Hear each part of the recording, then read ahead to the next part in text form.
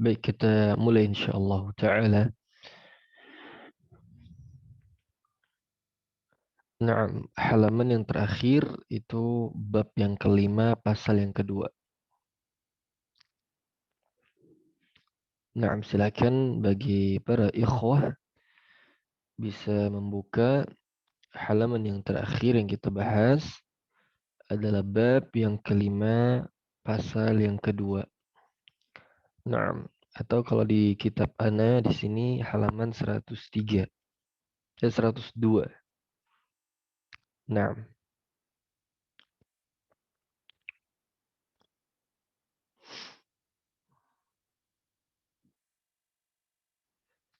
baik, kita buka terlebih dahulu insyaallah ta'ala.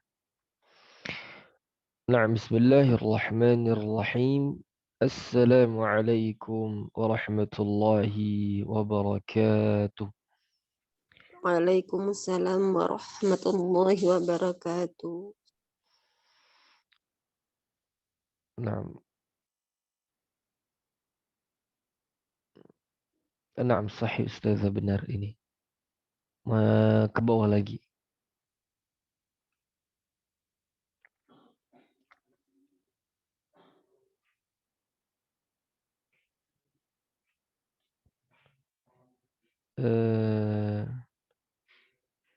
Coba ke bawah lagi Ustazah.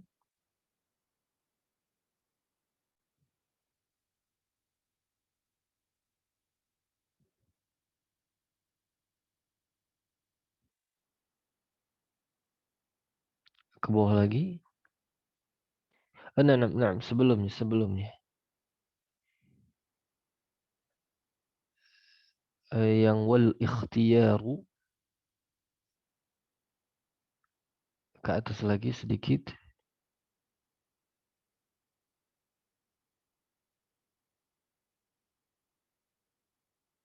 Ke atas lagi.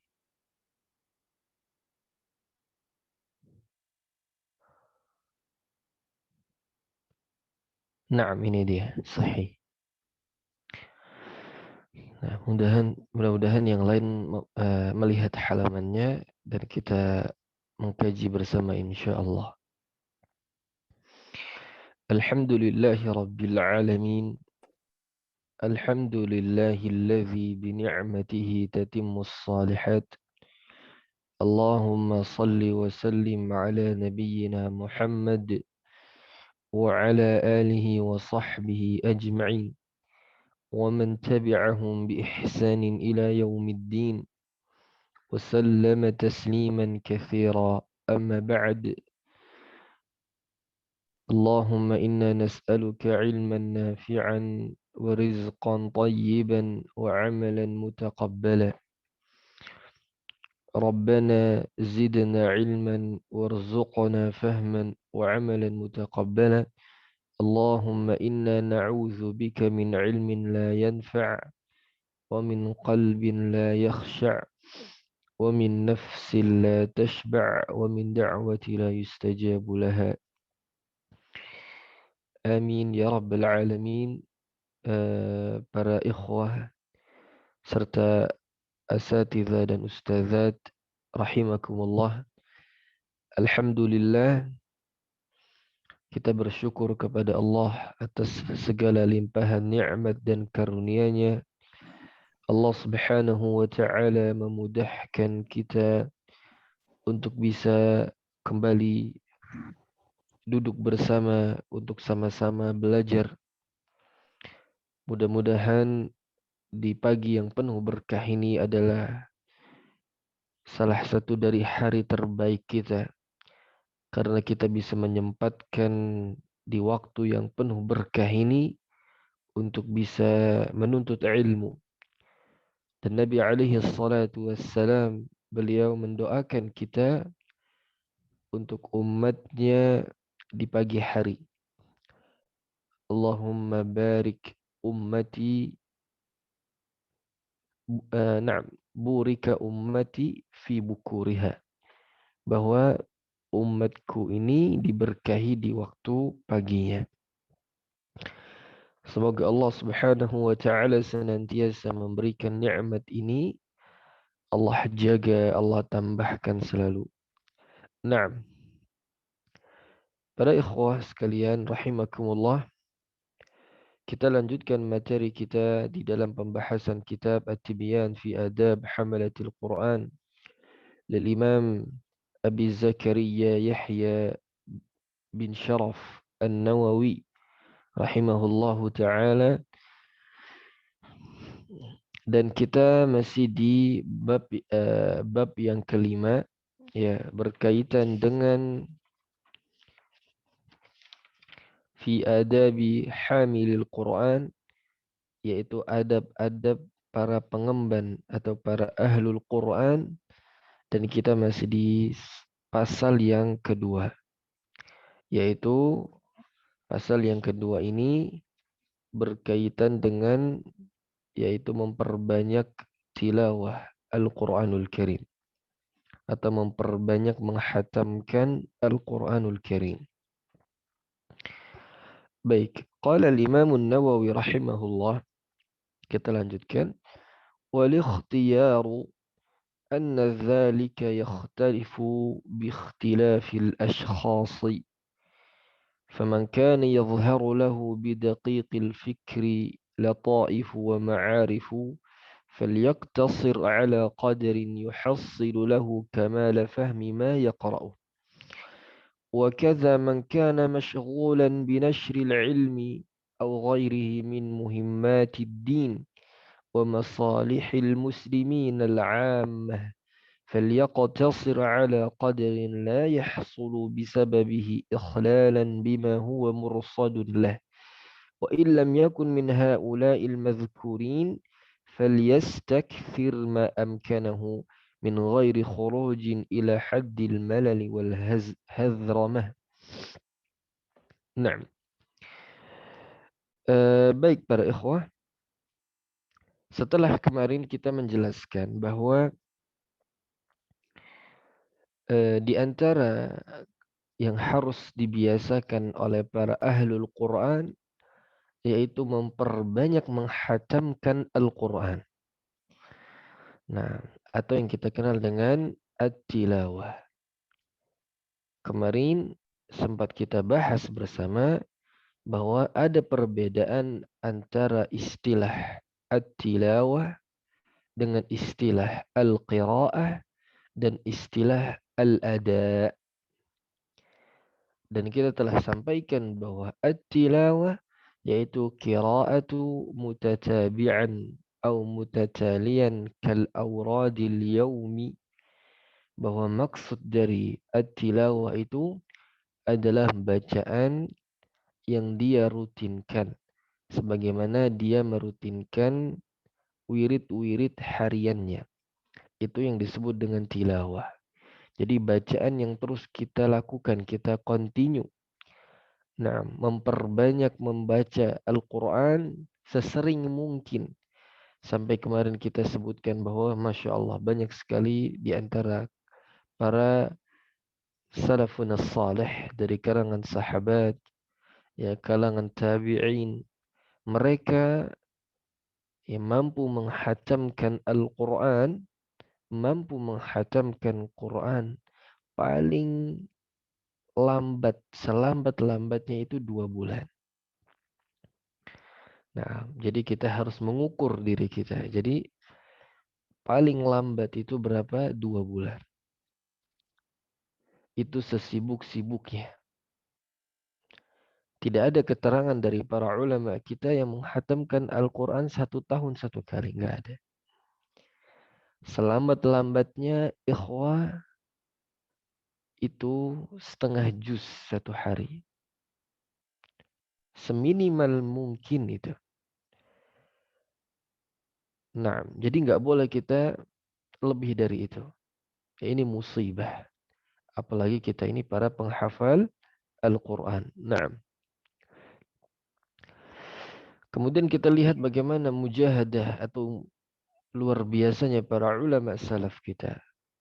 Di antara Ibnu Mas'ud, Utsman, Ibnu Affan, dan beberapa tabi'in di antara Imam Syu'bah kemarin kita jelaskan ya, bahwa mereka mampu menghatamkan Quran itu sampai 8 kali dalam 1 hari. Nah, ini di antara taufik dari Allah dan keutamaan yang Allah berikan kepada mereka. Nah, tapi paling tidak kita mengikuti standarisasi umumnya para ulama kita. Ya kalau mampu 3 juz 1 hari walillahil hamd. Kalaupun kita nggak mampu ikhwah, kalaupun misalnya bisa lebih dari itu, ya standarnya 5 juz. Sebagaimana kemarin kita nukilkan ya, bahwa para ulama kita itu memiliki kebiasaan apa? Menghatamkan Quran 1 hari atau 6 hari hatam. Ya, jadi 1 hari 5 sampai 6 juz. Nah, barakallahu fikum. Kita lanjutkan. Nah, maka kata Imam Nawawi, ya, setelah beliau menyebutkan bagaimana kegigihan para ulama kita, para orang-orang saleh terdahulu, mereka bagaimana bersungguh-sungguh untuk memperbanyak menghatamkan Quran. Sekali lagi, kenapa mereka lakukan ini? Karena Al-Quran ini, ikhwah, adalah kitab yang membawa keberkahan. Kitabun anzalnahu ilaika mubarak. Allah firmankan di surah Sad bahwa Al-Quran ini yang telah aku turunkan kepadamu, wahai Muhammad, yang penuh dengan keberkahan. Sejatinya semakin banyak interaksi kita dengan Quran, muraja'atul Quran, maka sejatinya keberkahan waktu itu semakin bertambah. Bukan hanya pada waktu saja. Banyak sekali nilai kebaikan-kebaikan yang kita dapatkan dari seringnya kita berinteraksi dengan Al-Quran. Nah, maka kata Imam Nawawi, wal ikhtiyaru, ya, adapun kesimpulan dari apa yang beliau sampaikan, bagaimana nih pilihan kita? Ya, kan kita banyak sekali mendengarkan beberapa riwayat, ada yang menghatamkan 2 bulan, 1 kali hatam, ada 1 bulan sekali, ada yang 2 pekan sekali, ada yang 10 hari, 7 hari, 6 hari, 4 hari, kemudian 1 hari. Naam. Maka kata Imam Nawawi, wal ikhtiyaru, adapun kesimpulannya, anna dzalika yakhtalifu bi ikhtilafil ashkhas. Ya, bahwa hal seperti ini itu berbeda-beda antara satu dengan yang lainnya. Faman kana yadhharu lahu bidaqiqil fikri lataifu wa ma'arifu falyaqtasir ala qadarin yuhassilu lahu kamala fahmin ma yaqra'u. Nah, pilihan yang pertama, opsi yang pertama, ikhwah, kata Al-Imam Nawawi, adapun misalnya ada di antara kita yang apa namanya pikirannya itu jernih, ya kan? Kemudian eh,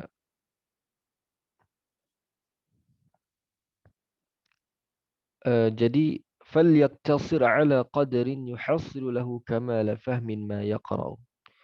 Jadi maksud di paragraf ini atau di kalimat ini bahwa kalau sekiranya ada di antara kita yang ketika dia membaca Al-Qur'anul Karim yang tujuannya adalah untuk tadabbur, ya. Tujuannya adalah untuk tadabbur, falyaqtasir ala qadarin. Maka dia itu boleh mengurangi kadar bacaannya agar dia bisa dapat mencapai kesempurnaan pemahaman apa yang dia baca. Nah, jadi yang pertama, kalau ternyata kita itu ingin sambil mentadabburi Quran, ya, maka kita boleh mengurangi kadar itu. Ya, kita pengen baca Quran sambil tadabbur. Maka kita boleh mengurangi kadar bacaan Quran kita. Ya, agar kita bisa mentadabburi ayat demi ayat yang kita baca. Nah, وكذا من كان مشغولا بنشر العلم أو غيره من مهمات الدين ومصالح المسلمين العامة فليقتصر على قدر لا يحصل بسببه إخلال بما هو مرصد له. Nah, begitu juga kata Al-Imam Nawawi, kalau misalnya kita juga disibukkan dengan berdakwah, disibukkan dengan mengajar, atau yang semisalnya, atau juga kita disibukkan dengan urusan-urusan yang penting dalam masalah agama dan urusan kaum muslimin, maka dia boleh mengurangi kadar bacaan Quran dia. Ya, dia boleh mengurangi kadar bacaan dia. Ya, maksudnya dia bisa menyesuaikan keadaan itu. Ya, agar apa? Agar dia tidak melalaikan tugas dan kewajiban dia. Nah, jadi apa yang disampaikan oleh Al-Imam Nawawi, para jemaah sekalian, itu beliau memberikan motivasi. Nah, bukan berarti kita itu meninggalkan urusan dan kewajiban kita, baik kepada keluarga, kemudian kepada muamalah tetangga, kemudian kepada umumnya kaum muslimin, atau urusan-urusan yang berkaitan dengan muamalah dengan manusia. Itu bukan berarti kita menjadi apa ahlul ibadah. Jadi fokusnya ibadah saja. Tidak mau bekerja, kemudian tidak mau berinteraksi, bermuamalah, tidak. Tidak demikian. Islam tidak mengajarkan demikian. Tetap kita memperhatikan kebutuhan ibadah kita dan kita bersungguh-sungguh. Tapi tadi kita sesuaikan porsinya. Bukan berarti kita tinggalkan sepenuhnya. Ya kita bisa atur jadwal kita.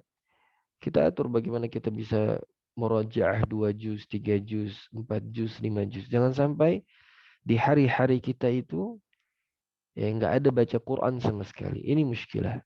Ya. Sekali lagi minimal setengah juz. Kalau pengen yang standar 2 juz. Lebih baik 3 juz. Lebih sempurna 5 juz. Sampai 6 juz dalam satu hari. Nah, tapi sekali lagi kata Imam Nawawi, kalau misalnya kita punya kesibukan dakwah, kesibukan menuntut ilmu, atau kesibukan untuk bekerja, atau memenuhi kebutuhan kaum muslimin, maka dia bisa mengurangi kadar itu sehingga dia tidak lalai dengan apa namanya pekerjaannya, kewajibannya. Wa illam yakun min haula'il madhkurin. Nah, tapi kalau kita ini bukan orang-orang yang sibuk, bukan orang-orang penuntut ilmu, bukan para pendakwah, atau kita ini tidak disibukkan dengan mentadabburi atau mempelajari isi dari Al-Quran itu, falyastakthir ma amkanahu. Tapi berupayalah untuk dia itu memperbanyak bacaan Quran semampu yang dia bisa. Min ghairi khurujin ila haddil malali wal hadramah. Ya, dengan tanpa apa? Berlebihan. Ya, jangan sampai dia ini mujahadah ya, tapi jangan sampai dia itu eh, di posisi bosan dan seterusnya. Nah, sebagaimana Nabi Shallallahu Alaihi Wasallam pernah bersabda dalam sebuah hadis, Ya ayyuhan nas, ya'malu ma tutiqun, fa inna Allah la yamallu hatta tamallu. Ya. Wa inna ahabbal a'mali ila Allah ma dama wa in qall. Nah, jadi kata Nabi Shallallahu Alaihi Wasallam, wahai manusia, berbuatlah sesuai dengan kadar kemampuan kalian. Karena sesungguhnya Allah itu tidak akan pernah bosan sampai kalian yang bosan. Dan sesungguhnya Allah itu mencintai sebuah amal yang sedikit tapi istiqamah. Nah, madama wa in qalla. Dan kita pernah sebutkan hadis bahwasanya Nabi Shallallahu Alaihi Wasallam juga pernah bersabda dalam hadis yang lain, likulli amalin syirrah wa likulli syirratin fatrah. Setiap amal itu ada masa semangatnya, ada fase semangat. Dan setiap fase semangat itu ada fase fatrah, yaitu masa-masa futur. Faman kanat fatratuhu ila sunnati faqad aflah. Kalau futurnya dia masih di dalam rel kebaikan, maka dia aflah, maka dia berhasil. Faman kanat fatratuhu ila ghairi dzalik faqad halak.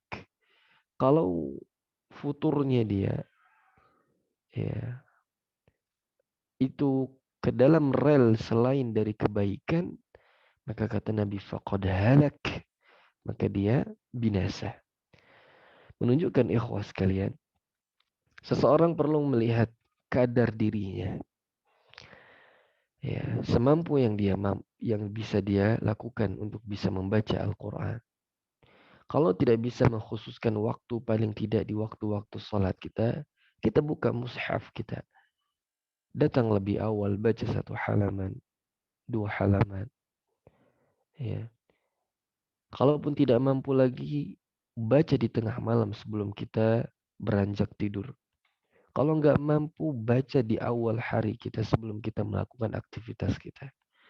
Nah, jadi jangan pernah tinggalkan membaca Al-Quranul Karim. Baik. Kita lanjutkan, ikhwah. Nah, jadi itu ya kesimpulannya. Jadi bukan berarti yang mampu membaca Al-Quran lebih banyak dia yang terbaik. Atau misalnya sebagian kita hanya mampu setengah juz, 1 juz, lalu dia orang-orang yang lalai, tidak juga. Ya, intinya menyesuaikan ya kondisi kita. Ya, kalau misal kita sibuk dengan pekerjaan, dengan urusan kaum muslimin, dengan dakwah, menuntut ilmu, ya dia berhak untuk mengurangi kadar tersebut. Tapi kalau misalnya kita punya banyak waktu kosong, ya kesibukan kita juga tidak banyak, amanah yang kita pikul juga tidak berat, manfaatkan waktunya untuk apa? Memperbanyak membaca Al-Quran. Nah, ini kesempatan. Ya. Sebagaimana Nabi Shallallahu Alaihi Wasallam menyebutkan ni'matan maghbun fihima katsirun minan nas.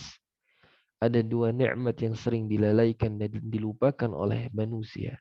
As-sihhatu wal faragh, yaitu kesehatan dan waktu luang. Ternyata memiliki waktu luang ini nikmat yang besar, ikhwah. Agar apa? Kita bisa beribadah kepada Allah, memperbanyak tilawah kita, menambah hafalan kita, ya, menambah ilmu kita dengan mendengarkan kajian, menghadiri, membaca buku dan yang lainnya. Ya ini banyak sekali di antara kita ketika datangnya waktu luang sering sering mengeluhkan ana lagi gabut misalnya, boring dan seterusnya. Jadi seakan-akan waktu luang yang dia miliki adalah musibah buat dia. Ya. Jadi seringkali mengeluhkan kata-kata boring, kemudian kata-kata apa namanya gabut dan yang lainnya. Ya. Padahal Allah Subhanahu wa taala berikan waktu buat dia. Waktu. Ya. Sebagaimana para ulama jelaskan innama anta ayyam. Kita ini hanya kumpulan hari-hari saja. Jadi waktu ini sangat berharga, ikhwah. Maka manfaatkan waktu ya untuk memperbanyak membaca Quran. Kalau misalnya kita punya waktu luang. Ya, dibawa mushafnya kemana-mana. Agar selalu ingat insyaAllah ta'ala. Baik, kita lanjutkan. وَقَدْ كَرِهَ جَمَاعَةٌ مِنَ الْمُتَقَدِّمِينَ الْخَتْمَ فِي يَوْمٍ وَلَيْلَةٍ. Dan kita temukan ya mayoritas para salaf itu memakruhkan ya untuk menghatamkan Al-Quran dalam satu hari. Ya, jadi setelah kita mendapatkan keterangan bagaimana mujahadahnya mereka, Al-Imam Nawawi juga mengutipkan bahwa sebagian besar atau mayoritas para ulama salaf itu mereka membenci atau memakruhkan untuk menghatamkan Quran dalam satu hari satu kali hatam. Ya, sebagian besar. ويدل عليه الحديث الصحيح عن عبد الله بن عمرو بن العاص رضي الله عنهما قال رسول الله صلى الله عليه وسلم. Dan hal ini ya telah disebutkan dalam sebuah hadis yang sahih dari Abdullah bin Amr bin As, semoga Allah meridai beliau dan ayahnya. Qala Rasulullah sallallahu alaihi wasallam. Ia berkata Nabi sallallahu alaihi wasallam bersabda, "La yafqahu man qara'a al-Qur'an fi aqal min thalath." Rawahu Abu Dawud wa Tirmidzi wa Nasa'i wa ghairuhum wa qala Tirmidzi hadithun hasanun sahih wallahu a'lam. Bahwasanya Nabi sallallahu alaihi wasallam beliau pernah bersabda, la yafqah ya. Jadi dia tidak akan paham man qara'al Qur'an fi aqalla min thalath. Orang yang membaca Al-Qur'an ya atau menghatamkan Quran kurang dari 3 hari kata Nabi la yafqah. Dia nggak akan paham apa yang dia baca. Ya. Jadi kata Nabi Shallallahu Alaihi Wasallam, beliau itu mencela, ya, mencela apa? Mencela buat kita yang suka menghatamkan Quran kurang dari 1 hari, kurang dari 3 hari.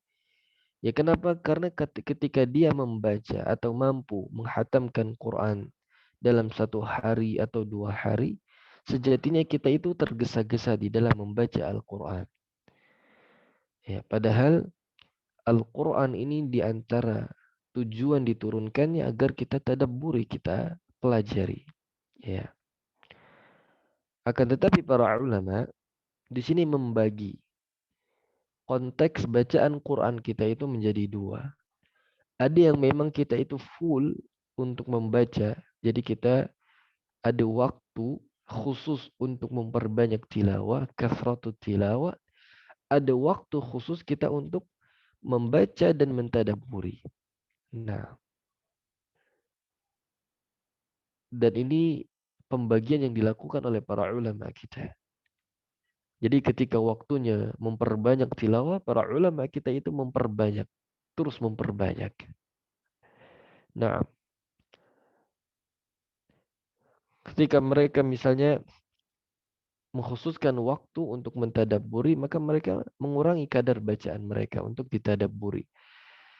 Nah, jadi sebagaimana nasihat para ulama kita harus menjadikan dua waktu ikhwah. Waktu untuk memperbanyak tilawah, dan kita harus ada waktu khusus di hari kita mempelajari Al-Quran itu. Ya, mempelajari isinya, mentadabburi setiap ayat-ayatnya. Nah, jadi jangan hanya fokus untuk memperbanyak tilawah sampai kita lupa untuk mentadabburi Al-Quran, untuk mempelajari. Paling tidak bacalah terjemahannya. Apalagi kalau kita misalnya nggak paham bahasa Arab. Ya mudah-mudahan dengan kita membaca artinya itu akan menambahkan pemahaman kita terhadap isi Al-Quran. Sehingga semakin cinta kita dengan membaca Al-Quran. Nah, jadi hadis yang disebutkan oleh Nabi Shallallahu Alaihi Wasallam yaitu bukan berarti maknanya itu mutlak, ya. Ya, bukan berarti maknanya ini adalah mutlak. Ya, padahal kalau kita lihat bagaimana asar dari para ulama kita, sebagaimana juga yang diriwayatkan oleh Imam Nawawi, ya, sampai ada yang menghatamkan berkali-kali dalam satu hari. Tapi catatannya bahwa mereka lakukan ini bukan berarti full setiap hari dalam satu tahun. Enggak. Tapi mereka memanfaatkan momen-momen tertentu mereka untuk bisa membaca Al-Quran. Misalnya di waktu Ramadan terutama. Ya, di waktu Ramadan mereka akan terus memperbanyak tilawah mereka. Karena ini momennya. Ya, bukan berarti para sahabat, para ulama kita salaf, ya, karena mereka sibuk menghatamkan Quran, mereka tidak bekerja, tidak menuntut ilmu, tidak berdakwah, tidak. Ya, sampai mereka juga, ya kita sebutkan kemarin, ada seorang qadhi. Ya, mereka seorang hakim. Berurusan dengan kepentingan kaum muslimin. Dan tidak mudah kerjaan qadhi. Tapi dia mampu menghatamkan Quran, ya, 2 kali, 3 kali dalam satu hari. Nah, bukan berarti ini setiap hari dia lakukan, tapi di momen-momen terbaik yang memang Allah khususkan, di antaranya adalah bulan Ramadan. Baik, kita lanjutkan. Wa amma waqtul ibtida'i wal khatmi liman yakhtimu fil usbu' faqad rawa Ibnu Abi Dawud anna Uthman bin Affan radhiyallahu anhu kana yaftatihul Qur'ana lailatal jumu'ah wa yakhtimuhu lailatal khamis. Nah, ini Al-Imam Nawawi menjelaskan di paragraf berikutnya, ya, bagaimana kebiasaan para ulama salaf kita atau para salafun salih, kebiasaan mereka itu memulai hari untuk membaca dan mengakhiri hari untuk menghatamkan. Nah, maka kata beliau, adapun mengenai waktu, ya, memulai dan mengakhiri, jadi atau memulai sampai menghatamkan Quran di dalam satu pekan, satu kali hatam, bahwasanya Utsman itu Ibnu Affan, beliau itu, ya, memulai untuk membaca Quran itu pada malam Jumat. Ya, malam Jumat berarti eh, hari Kamis dari ba'dal maghrib itu. Itu malam Jumat. Naam. Wa yakhtimuhu lailatal khamis. Dan beliau menghatamkan lagi. Jadi beliau startnya itu dari Jumat malam. Kemudian beliau selesai membacanya atau menghatamkannya di hari Kamis malam. Nah,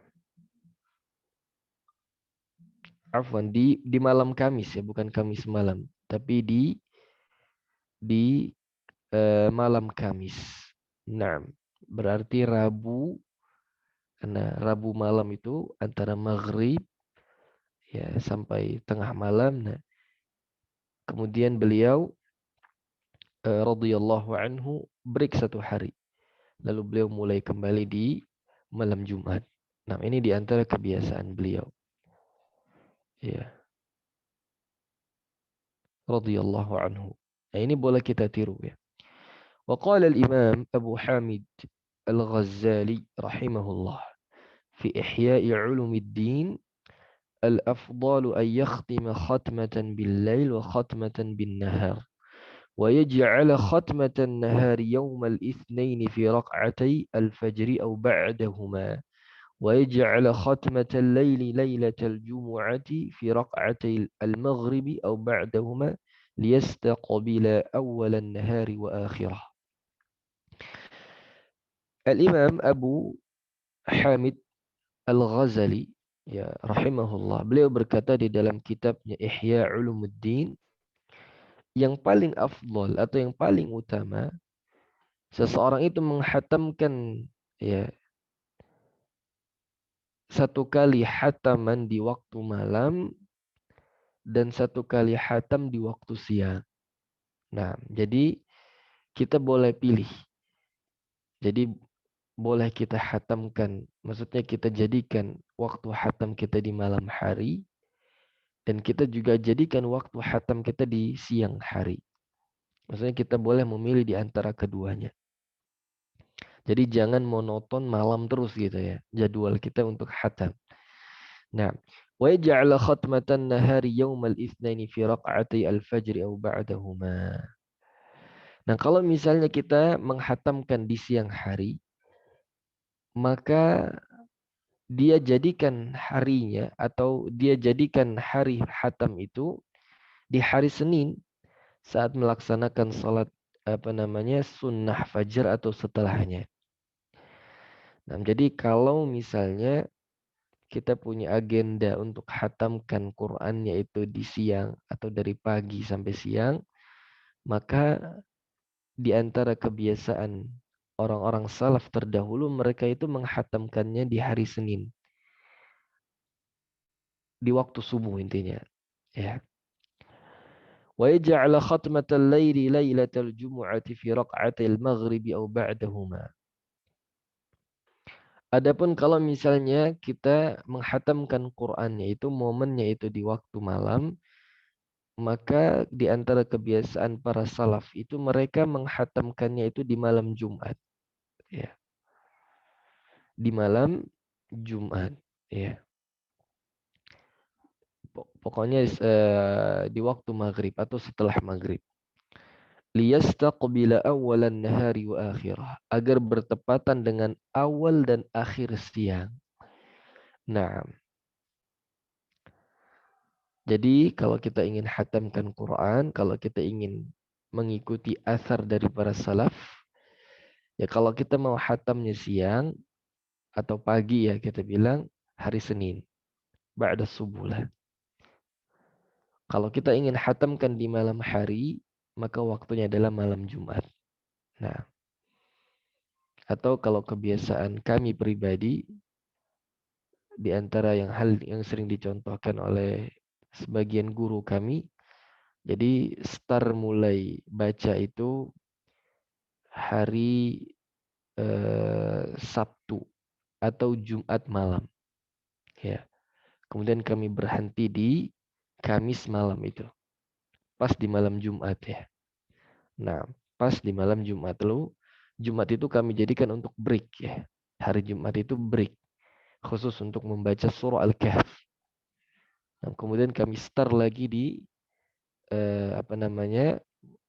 di Jumat malam. Nah, atau malam Sabtu. Dan itu alhamdulillah min fadlillah Allah mudahkan untuk bisa terus lakukan itu. Nah, jadi sebagian ikhwah mungkin bisa mencoba ya.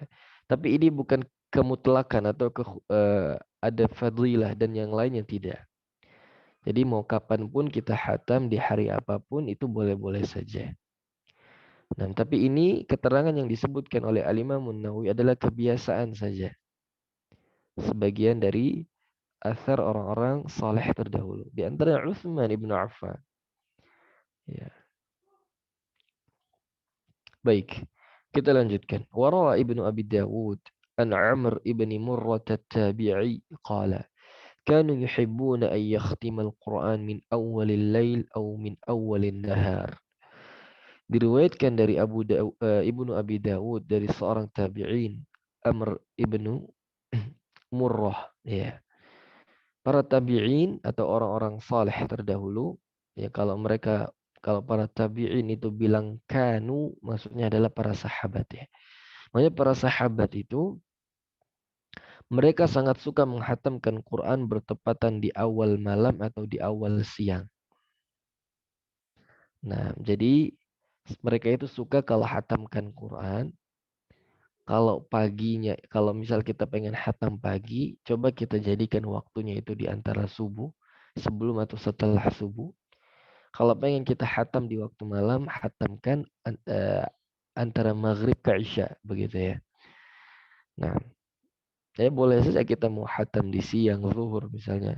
Ya karena, atau misalnya setelah isya, atau misalnya di waktu duha, itu semuanya boleh. Ya, tapi mereka menyukai hal ini. وعن طلحة ابن مصرف التابعي الجليل قال من ختم القرآن أية ساعة كانت من النهار صلت عليه الملائكة حتى يمسي وأية ساعة كانت من الليل صلت عليه الملائكة حتى يصبح وعن مجاهد نحوه. نعم. Di sini Talha ibnu Musarrif, seorang tabi'in, beliau mengatakan, ya ini sebenarnya semakna dengan hadis Nabi Shallallahu Alaihi Wasallam, bahwa barang siapa yang menghatamkan Al-Quran, ya, kapanpun waktunya pada waktu siang, maka para malaikat akan mendoakannya atau memohonkan ampun untuknya hingga pertengahan hari. Ya. Dan siapa yang menghatamkan Quran di waktu kapanpun dari malam hari, maka malaikat akan memohonkan ampun atau mendoakannya hingga waktu pagi hari. Dan ini juga diriwayatkan dari Mujahid. Nah, maksudnya mereka ini kenapa mengkhususkan waktu-waktu tertentu? Karena hal ini disabdakan oleh Nabi Shallallahu Alaihi Wasallam. Nah, jadi kalau kita bisa atur jadwal hataman kita itu di waktu-waktu tersebut, ya kita mengikuti sunnah Nabi Shallallahu Alaihi Wasallam dan mengikuti kebiasaan para salafun saleh. Adapun misalnya kalau misalnya kita nggak tepat pun ya nggak masalah insya Allah. Ya, semuanya ada kebaikan insya Allah. Baik, kita lanjutkan ikhwah. وروى الدارمي في مسنده بإسناده عن سعد بن أبي وقاص رضي الله عنه قال إذا وافق ختم القرآن أول الليل صلت عليه الملائكة حتى يصبح وإن وافق ختمه آخر الليل صلت عليه الملائكة حتى يمسي قال الدارمي هذا حسن عن سعد. Ini ada hadis yang diriwayatkan dari Ad-Darimi, ya, dengan sanadnya dari Sa'ad ibni Abi Waqqas radhiyallahu anhu. Ya, ini hadisnya dhaif. Ya, bahwasanya Nabi Shallallahu Alaihi Wasallam pernah bersabda, ya, jika kita ini menghatamkan Al-Quran itu bertepatan di awal malam, maka para malaikat akan memohonkan ampun untuknya sampai waktu pagi. Kalau misalnya hatamnya kita itu bertepatan di akhir malam, ya maka malaikat itu akan memohonkan ampun untuknya sampai waktu sore. Ya, tapi di sini catatan dari para ulama hadisnya dhaif. Ya, wa an Habib ibn Abi Thabit at-Tabi'i annahu kana yakhtimu qabla ar-ruku'i qabla qala Ibnu Abi Dawud wa kadza qala Ahmad ibn Hanbal rahimahullah. وفي هذا الفصل بقايا ستأتي في الباب الآتي إن شاء الله تعالى. Lalu disebutkan dari Habib bin Abi Thabit, seorang tabi'in. Ya. Nah ini Al-Imam Nawawi sepertinya menukilkan sebagaimana beliau jelaskan di awal-awal pada bab ini tentang bagaimana kesungguhan para orang-orang salaf terdahulu untuk menghatamkan Quran. Jadi setelah beliau jelaskan, beliau kutipkan satu paragraf lagi. Bahwa dari Habib ibni Abi Thabit, seorang tabi'in, beliau itu menghatamkan Quran sebelum ruku'. Jadi satu rakaat salat, satu kali hatam. Ya. Sebagaimana juga Ibnu Abi Dawud ya mengatakan wa kadza qala Ahmad ibnu Hanbal rahimahullah. Ya. Demikian ini juga yang dikatakan oleh Imam Ahmad bin Hanbal bahwa seorang tabi'in Habib ibni Abi Thabit beliau itu menghatamkan Quran satu rakaat satu kali hatam. Masya Allah, tabarakallah. Lalu kata Al-Imam An-Nawawi wa fi hadzal fasli baqaya satati fil babil ati insyaallah. Maka pembahasan mengenai hal ini insyaallah akan dilanjutkan pada bab-bab yang berikutnya insyaallah. Nah, baik para ikhwas sekalian, rahimakumullah. Ana rasa kita cukupkan insyaallah pertemuan kita pada pagi hari ini. Kesimpulan apa yang kita sampaikan pada bab ini yang pertama, yuk kita ikhwah bagi yang punya kesempatan waktu, yang Allah berikan nikmat waktu luang. Perbanyaklah untuk menghatamkan Quran. Allah akan memberikan keberkahan dalam hidup kita. Ya. Sampai sebagian para ulama menyebutkan ahlul Quran la yadayyahu Allah.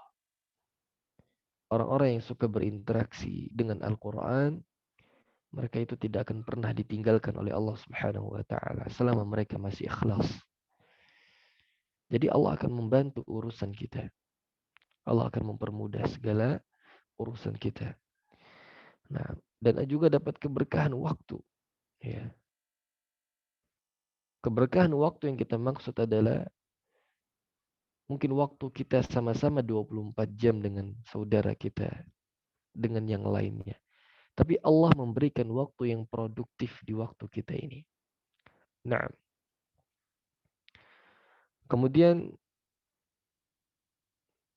di antara kesimpulan apa yang disampaikan pada bab ini, Al-Imam Nawawi menjelaskan seseorang itu nggak perlu memaksakan. Bukan yang terbaik dia memperbanyak juga. Iya.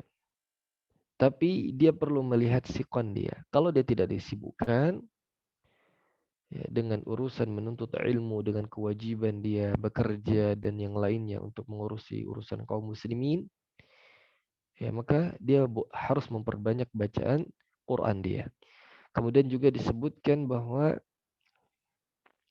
Nabi Shallallahu Alaihi Wasallam dan mayoritas para orang-orang salaf terdahulu di para ulama kita, mereka mencela atau memakruhkan yang suka menghatamkan Quran kurang dari 3 hari. Jadi standarnya sih kalau kita melihat dalam hadis ini, ya paling maksimal itu 3 hari satu kali hatam. Satu kali hatam 3 hari. Berarti satu hari 10 juz. Itu standarnya. Nah, jadi bukan yang terbaik juga, ya. Dan bukan sesuatu yang perlu kita banggakan menghatamkan Quran sekali duduk satu hari. Nah, tapi sesekali sebagai bentuk ta'lim, pembiasaan, boleh dia lakukan itu sesekali. Tapi kalau dia lakukan setiap waktu, setiap hari, maka ini dimakruhkan oleh para ulama kita dan Nabi Shallallahu Alaihi Wasallam mengancam la yafqah. Ya. Kemudian juga di antara kesimpulan apa yang disampaikan oleh Imam Nawawi di dalam bab ini, ikhwah sekalian, bagaimana kita perlu melihat waktu-waktu kapan kita memulai dan kapan kita menghatamkan Quran. Ya, kalau kita ingin mengikuti jejak para salaf kita, ya sebagaimana dinukilkan, ya menghatamkannya misalnya kalau harinya mungkin Jumat ya, tapi waktunya kalau pagi antara subuh dan setelahnya, kalau malam maghrib dan setelahnya. Nah, Allah taala alam, mudah-mudahan bermanfaat insyaallah. Akhirul kalam, Mungkin sebelum ana tutup.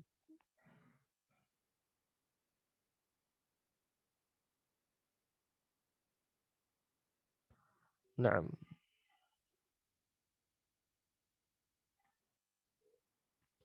Baik, insyaallah tidak ada pertanyaan. Wassallallahu ala Boleh tanya, nabiyina Ustaz? Muhammad. Gimana? Izin Silakan. bertanya. Silakan Ustaz, fadhal. Bismillahirrahmanirrahim. Assalamualaikum warahmatullahi wabarakatuh. Waalaikumsalam. Hayakallah wa bayaka, Ustaz. Amin wa iyyakum ajmain.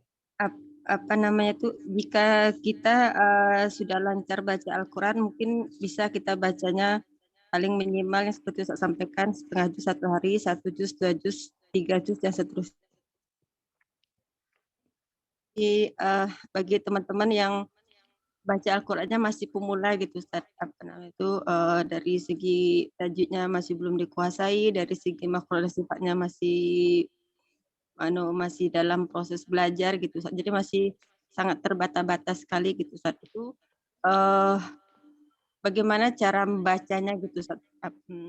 Dan mulainya dari mana gitu? Apakah dimulai dari juz 30 atau bisa langsung dari Al-Fatihah Baqarah gitu Ustaz?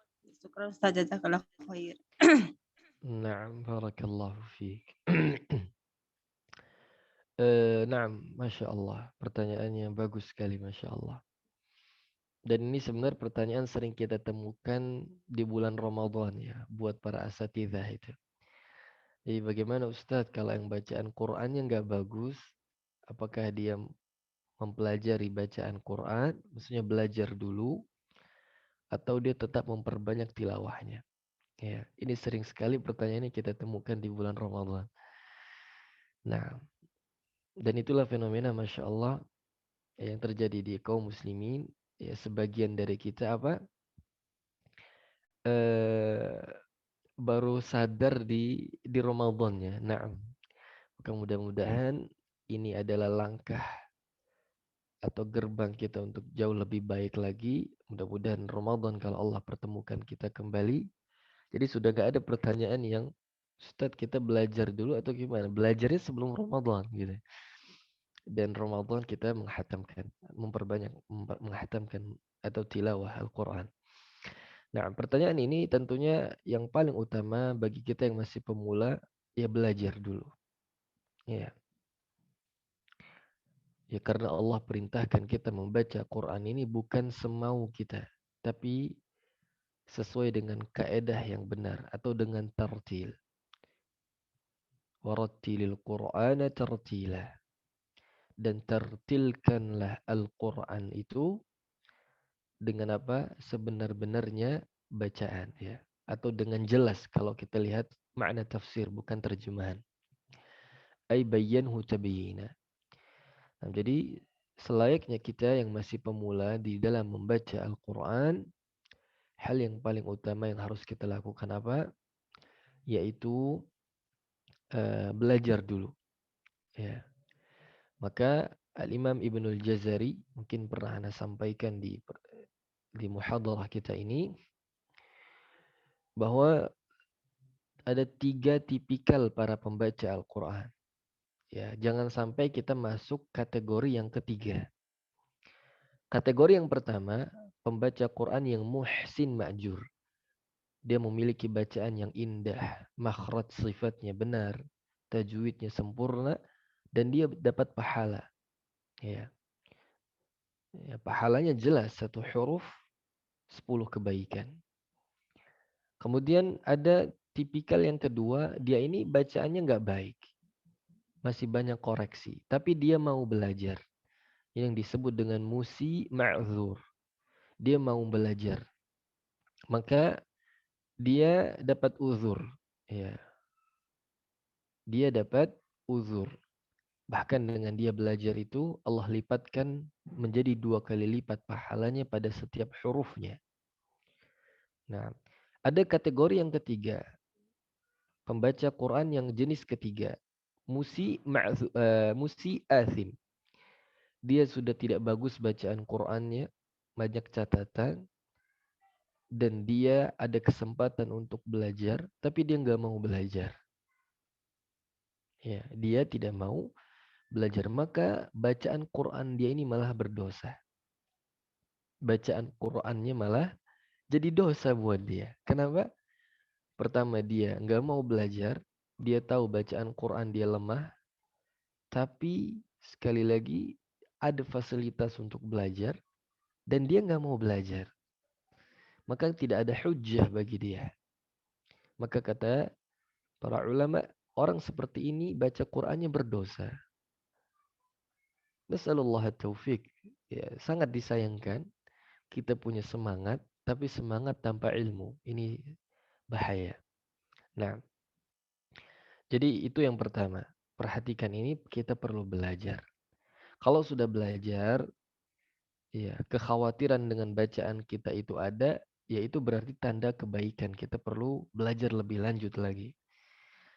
Ya, mungkin sebagian kita nih pernah ikut tahsin ini, ikut ini dan seterusnya. Lalu ketika dia baca Quran jadi malah banyak kekhawatiran yang dia rasakan. Maka hal seperti ini adalah tanda kebaikan untuk dia dari Allah. Bahwa memang akhirnya Allah ingin dia ini terus belajar. Nah, sampai ke level yang mutqin, yang fasih. Nah, di antara metodologi yang baik, kalau kita ingin belajar Quran, maka mulailah dari juz 30. Ya. Nah, untuk tahsin ya. Tapi kalau kita ingin tilawah atau misalnya kita ingin dikoreksi guru hanya sebatas tajwid dan yang lainnya, ya kita boleh mulai dari belakang, boleh mulai dari depan. Tapi kalau untuk tahsin di antara metode atau manhaj dalam ta'lim yang dilakukan oleh para ulama, kita mulai dari surat-surat pendek.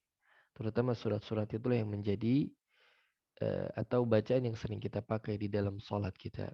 Nah, lebih khusus lagi Al-Fatihahnya. Nah, baik. Barakallahu fiik Ustaz Asmadidar. Nah,